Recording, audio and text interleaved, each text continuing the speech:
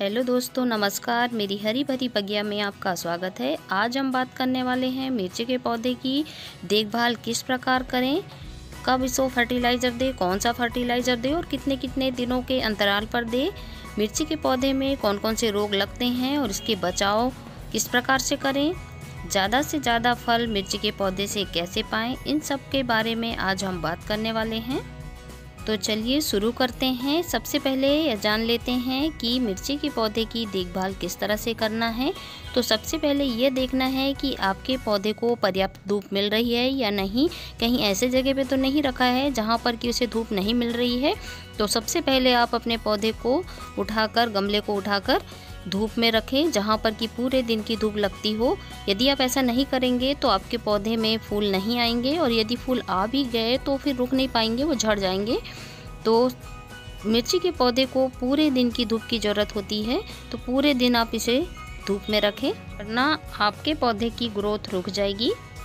तो चलिए जान लेते हैं कि इसे कितने कितने दिनों में कौन सा फर्टिलाइज़र हमें देना है।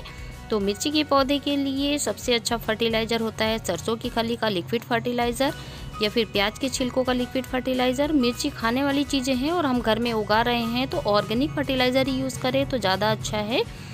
इनके अलावा आप वर्मी कंपोस्ट या फिर गोबर की खाद भी दे सकते हैं, ये भी बहुत अच्छा फर्टिलाइज़र है।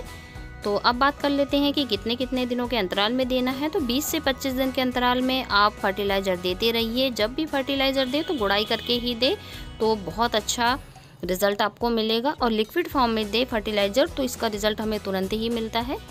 जब पौधे में फूल बनना स्टार्ट हो रहा हो उस समय पर आप ज़रूर से फर्टिलाइज़र दें, और कोई लिक्विड ही फर्टिलाइज़र दे तो बहुत अच्छा रिज़ल्ट आपको मिलेगा। अब बात कर लेते हैं कि मिर्ची के पौधे में कौन कौन से रोग लगते हैं। तो इसमें लगने वाले रोग है थ्रिप्स और माइट। तो इसका अटैक होता है, यदि थ्रिप्स का अटैक हुआ है तो पत्तियां ऊपर की ओर मुड़ने लगती है, और यदि माइट का अटैक हुआ है तो पत्तियां नीचे की ओर मुड़ने लगती है। तो चलिए बात कर लेते हैं कि इसका रोकथाम किस तरह से करना है। वैसे तो मैं मिर्ची के पौधे पर कोई भी रासायनिक दवाई या रासायनिक फर्टिलाइज़र यूज़ नहीं करती हूँ। मैं सिर्फ इनकी रोकथाम के लिए नीम ऑयल का स्प्रे करती हूँ, और हमेशा करते रहती हूँ। 15 से 20 दिन के अंतराल पर नीम ऑयल का छिड़काव करते रहती हूँ, तो मेरे पौधे पर अटैक होता ही नहीं है। यदि आपके पौधे पर बहुत ज़्यादा अटैक हो गया है तो या तो आप पौधा उखाड़ कर फेंक दें, और यदि उखाड़ना नहीं चाह रहे हैं तो फिर आप अपने पौधे पर फिप्रोनिल दवा का यूज़ करें। इसे 2 से 3 ml 1 लीटर पानी में लिक्विड बना लें और उसका छिड़काव करें, तो बहुत जल्दी आपको इसका फ़ायदा मिलेगा। माइट के लिए भी आप इसी दवा का यूज़ करें या फिर नीम ऑयल का छिड़काव करते रहिए 15 से 20 दिन के अंतराल पर। अब बात कर लेते हैं कि अपने मिर्ची के पौधे से ज़्यादा मिर्चियाँ कैसे पाएँ। तो इसका सीक्रेट ये है कि आप जब आपका पौधा 7 से 8 सेंटीमीटर का हो जाए उस समय से आप पिंचिंग करना शुरू कर दें। पिंचिंग का मतलब ये है कि आप ऊपर के 2 जो कोमल पत्तियाँ निकल के आती है उसे कुतर कर फेंक दें।